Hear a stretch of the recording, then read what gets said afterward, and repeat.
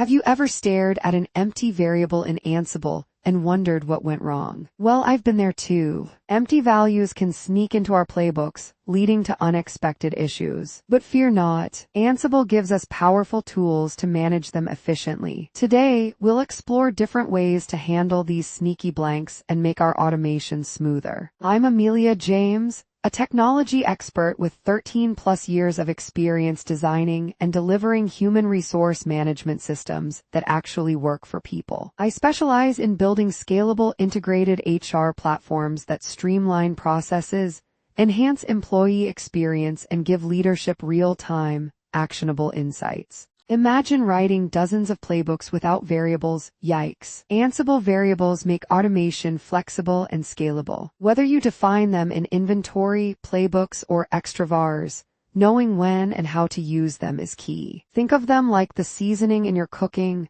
Used wisely, they enhance every dish. Picture this: you're running an Ansible playbook and boom, an undefined variable throws an error. Why? Because empty values are tricky. If we don't handle them properly, they can cause a world of trouble. But guess what? Ansible provides different ways to check and manage them, saving us from chaos. Let's talk about none, not the absence of meaning, but the Ansible way of saying nothing here. Move along. Using none helps avoid errors and makes playbooks cleaner. It's like a polite way of telling Ansible, hey, I know this variable is empty. Don't freak out. Alright folks, let's talk about none. No, not the existential crisis kind, just Python's way of saying nothing. To see here, always check if a variable is none before using it, or else things will break faster than my diet plan. Python treats none as the official way to say no value assigned.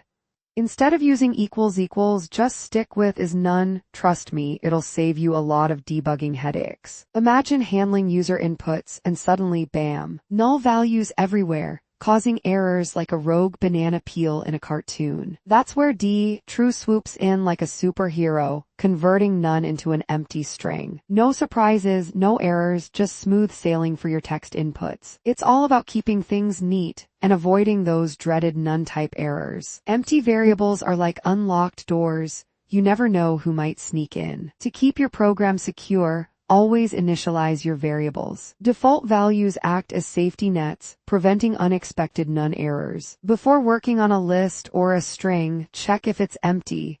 You wouldn't jump into an empty swimming pool, right? And always handle missing data with care, because one wrong step can turn your code into a wild goose chase. Handling empty values is like packing for a trip. Have a plan, or you'll end up with mismatched socks and no toothbrush. Define clear rules, use exceptions wisely, and always validate data before diving in. And for the love of good coding, document everything. Future you and your teammates will thank you for it. Common mistakes, the universal truth of coding. Forgetting to check none is like ignoring a red flag. And using equals instead of as none. That's a rookie move. If you're handling lists and strings, check if they're empty first, unless you enjoy debugging at midnight. And always account for null values in data processing.